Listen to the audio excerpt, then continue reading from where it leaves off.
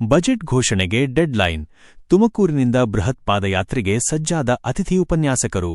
ಬೆಂಗಳೂರು ರಾಜ್ಯದ ಆಡಳಿತದ ಹೃದಯ ಅಲ್ಲಿರುವ ವಿಧಾನಸೌಧ ಆವರಣ.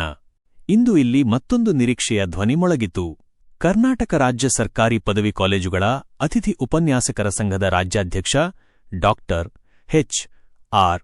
ಕಲ್ಮನಿಯವರ ಅಧ್ಯಕ್ಷತೆಯಲ್ಲಿ ಜಿಲ್ಲಾ ಅಧ್ಯಕ್ಷರು ಮತ್ತು ಪ್ರಮುಖರ ಮಹತ್ವದ ಸಭೆ ಶಾಸಕರ ಭವನದ ವಿಧಾನ ಪರಿಷತ್ ಸಭಾಂಗಣದಲ್ಲಿ ನಡೆಯಿತು. ಬೆಳಗಾವಿ ಅಧಿವೇಶನದಲ್ಲಿ ಮುಖ್ಯಮಂತ್ರಿಗಳು ಮಾತು ಕೊಟ್ಟಿದ್ದರು. ಅತಿ ಶೀಘ್ರದಲ್ಲಿ ನಿಮಗೆ ಒಳ್ಳೆಯದಾಗಲಿದೆ, ಘೋಷಣೆ ಮಾಡುತ್ತೇನೆಂದು. ಅದೇ ಭರವಸೆಯ ಮೇಲೆ ಹೋರಾಟ ತಾತ್ಕಾಲಿಕವಾಗಿ ಹಿಂಪಡೆಯಲಾಯಿತು. ಆದರೆ ಇಂದು ಆ ಘೋಷಣೆ ಇನ್ನೂ ಕಾಣಿಸಿಲ್ಲ. ಹಲವು ವರ್ಷಗಳಿಂದ ಸೇವೆ ಸಲ್ಲಿಸಿದ ಯುಜಿಸಿ ಮತ್ತು ಎನ್ಒಎನ್-ಯುಜಿಸಿ ಅತಿಥಿ ಉಪನ್ಯಾಸಕರು ಸೇವಾ ಭದ್ರತೆಯಿಲ್ಲದೆ ಹೊರಗುಳಿದವರ ಭವಿಷ್ಯ ಅನಿಶ್ಚಿತತೆಯಲ್ಲಿದೆ. ಕಾರಣ, ಈ ಬಜೆಟ್ನಲ್ಲಿ ಅತಿಥಿ ಉಪನ್ಯಾಸಕರ ಸೇವಾಭದ್ರತೆಯ ಬಗ್ಗೆ ನಿರ್ಧಾರ ಹೊರಹಾಕದಿದ್ದರೆ ತುಮಕೂರಿನಿಂದ ಬೃಹತ್ ಪಾದಯಾತ್ರೆ ಆರಂಭ. ಪಾದಯಾತ್ರೆ ಮತ್ತೆ ಹೋರಾಟದ ಹೊನಲು. ತುಮಕೂರಿನಿಂದ ರಾಜಧಾನಿ ಬೆಂಗಳೂರಿನವರೆಗೆ ಸಾವಿರಾರು ಉಪನ್ಯಾಸಕರ ಹೆಜ್ಜೆಗಳು ಸರ್ಕಾರದ ಗಮನ ಸೆಳೆಯಲು ಸಜ್ಜಾಗಿವೆ. ಈ ಹೋರಾಟ ಕೇವಲ ಉದ್ಯೋಗಕ್ಕಾಗಿ ಅಲ್ಲ, ಇದು ಅಸ್ತಿತ್ವಕ್ಕಾಗಿ, ಗೌರವಕ್ಕಾಗಿ. ಸಭಾಂಗಣದಲ್ಲಿ ರಾಜ್ಯದ ಎಲ್ಲಾ ಜಿಲ್ಲಾ ಅಧ್ಯಕ್ಷರು, ಪ್ರಮುಖರು ಉಪಸ್ಥಿತರಿದ್ದರು. ಚರ್ಚೆಗಳು ತೀವ್ರವಾಗಿದ್ದವು. ನಿರ್ಣಯ ಸ್ಪಷ್ಟವಾಗಿತ್ತು. ಸರಕಾರ ಆದೇಶ ಹೊರಡಿಸುವವರೆಗೂ ಹೋರಾಟ ನಿಲ್ಲಿಸದಿರಲು ನಿರ್ಧಾರ. ಹೋರಾಟದ ಹಿನ್ನೆಲೆ ಅತಿಥಿ ಉಪನ್ಯಾಸಕರು ವರ್ಷಗಳ ಕಾಲ ಕಾಲೇಜುಗಳ ಬೆನ್ನೆಲುಬಾಗಿ ಕೆಲಸ ಮಾಡಿದ್ದಾರೆ. ಆದರೆ ನೇಮಕಾತಿ, ವೇತನ, ಸೇವಾ ಭದ್ರತೆ ಇವುಗಳಲ್ಲಿಯೂ ಅನಿಶ್ಚಿತತೆ ಮುಂದುವರಿದಿದೆ. ಬಜೆಟ್ ಈಗ ನಿರ್ಣಾಯಕ ಘಟ್ಟ. ಈ ಹೋರಾಟ ಯಶಸ್ವಿಯಾಗುತ್ತದೆಯೇ? ಬಜೆಟ್ನಲ್ಲಿ ಘೋಷಣೆ ಬರುತ್ತದೆಯೇ? ಅಥವಾ ತುಮಕೂರಿನಿಂದ ಮತ್ತೆ ಕ್ರಾಂತಿಯ ಹೆಜ್ಜೆಗಳು ಮೊಳಗಲಿವೆಯೇ? ನಿಮ್ಮ ಅಭಿಪ್ರಾಯವನ್ನು ಕಾಮೆಂಟ್ನಲ್ಲಿ ತಿಳಿಸಿ. ವಿಡಿಯೋವನ್ನು ಶೇರ್ ಮಾಡಿ. ಚಾನೆಲ್ ಸಬ್ಸ್ಕ್ರೈಬ್ ಮಾಡಿ. ವರದಿ ಸುರೇಶ ಬಳಗಾನೂರು. ಈ ವರದಿಗೆ ಎಲ್ಲರಿಗೂ ನಮಸ್ಕಾರ.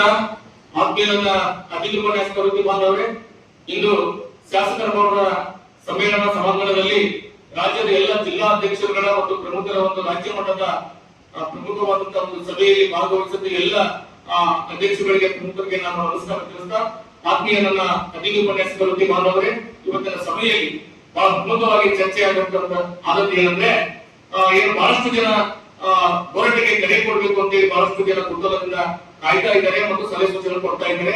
ಆದ್ಮೇಲೆ ನಮಗೆಲ್ಲ ಗೊತ್ತಿರುವಂತೆ ಸರ್ಕಾರದಲ್ಲೂ ಕೂಡ ನಿರಂತರವಾಗಿ ನಾವೇನು ಸಂಪರ್ಕದಲ್ಲಿದ್ದೇವೆ. ಅದು ಕಾನೂನು ಸಚಿವರು ಇರ್ಬೋದು, ಮುಖ್ಯಮಂತ್ರಿಗಳಿರ್ಬೋದು, ಉಪಮುಖ್ಯಮಂತ್ರಿಗಳಿರ್ಬೋದು, ಮತ್ತು ಉನ್ನತ ಶಿಕ್ಷಣ ಸಚಿವರು ಇರ್ಬೋದು, ಉನ್ನತ ಶಿಕ್ಷಣ ಇಲಾಖೆ ಅಧಿಕಾರಿಗಳು ಇರ್ಬೋದು, ಅವರ ಸಲಹೆಯಂತೆ ಸರ್ಕಾರ ಏನೋ ಒಂದು ಮಾಡುತ್ತೆ ಅಂತಕ್ಕಂಥ ನಿಟ್ಟಿನಲ್ಲಿ ನಾವು ಕೂಡ ಕುತೂಹಲದಲ್ಲಿದ್ದೇವೆ. ಅಲ್ಲಿವರೆಗೂ ಕೂಡ ನಾವು ಕಾಯ್ತಾ ಇದ್ದೇವೆ. ದಯವಿಟ್ಟು ಯಾರು ಕೂಡ ಅಧೈರ್ಯಗೊಳ್ಳಬಾರದು.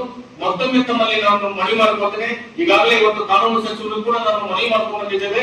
ಸರ್, ಬಜೆಟ್ ಗಿಂತ ಪೂರ್ವದಲ್ಲಿ ಆದರೂ ಅನೌನ್ಸ್ ಮಾಡಬೇಕು, ಬಜೆಟ್ ನಲ್ಲಿ ಅನೌನ್ಸ್ ಮಾಡಬೇಕು.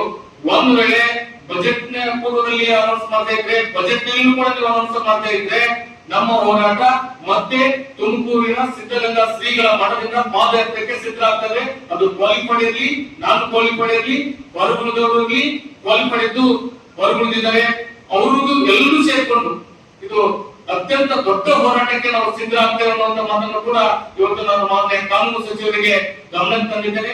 ನಾವೆಲ್ಲರೂ ಕೂಡ ಮತ್ತೊಮ್ಮೆ ಧೈರ್ಯವಾಗಿರಬೇಕು. ಇವತ್ತು ಬಹಳ ಎಲ್ಲ ನಮ್ಮ ಜಿಲ್ಲಾಧ್ಯಕ್ಷರು ಉತ್ತಮವಾದಂತಹ ಸಲಹೆ ಸೂಚನೆಗಳ ಮೂಲಕ ಇವತ್ತು ಈ ಸಭೆ ಬಹಳ ಯಶಸ್ವಿಪೂರ್ಣವಾಯಿತು. ಕೆಲವು ಜಿಲ್ಲಾ ಅಧ್ಯಕ್ಷರು ಕೂಡ ಅನ್ಯ ಕಾರಣದಿಂದ ಬರದೇ ಇದ್ರು ಕೂಡ ನೀವೇನ್ ನಿರ್ಣಯ ತಗೋತೋ ಆ ನಿರ್ಣಯಕ್ಕೆ ಬದ್ಧರಾಗಿದ್ದೇವೆ ಅಂತಕ್ಕಂಥ ಮಾತನ್ನು ಕೂಡ ಹೇಳ್ತಾರೆ. ಆದ್ರೆ ನಮಗೂ ಕೂಡ ಭರವಸೆ ಇದೆ, ಸರ್ಕಾರ ಮಾತು ಕೊಟ್ಟಂತೆ ನಡೆದುಕೊಳ್ತೇವೆ ಅನ್ನುವಂತ ಮಾತನ್ನು ಕೂಡ ಇನ್ನೂ ಕೂಡ ನಾವು ಭರವಸೆ ಇದ್ದೇವೆ. ಒಂದು ವೇಳೆ ಇವತ್ತು ಬಹಳ ಕಲಾಖಂಡಿತವಾಗಿ ಕೂಡ ನಾವು ಹೇಳಿದ್ದೇವೆ. ಯಾಕಂದ್ರೆ ಬಹಳಷ್ಟು ಜನ 2-3 ತಿಂಗಳು ಹೊರಗಡೆ ಬಿಟ್ಟಿದ್ದಾರೆ ಸರ್, ಅವ್ರ ಕಷ್ಟಗಳು ಕೇಳಕ್ಕಾಗ್ತಾ ಇಲ್ಲ. ದಯವಿಟ್ಟು ನಿಮ್ಮ ಮಾತಿನಿಂದ ನಾವು ಕೂಡ ಆದ್ರೆ ಈ ತರ ಹೇಳ್ಕೊಂಡು ನಾವು ಸರ್ಕಾರ ಮಾಡಲ್ಲ ಅಂತ ಕೂಡ ನಾವು ಬಯಸಿಲ್ಲ, ಮಾಡ್ಲಿ ಅಂತ ಬಯಸಿದ್ದೇವೆ.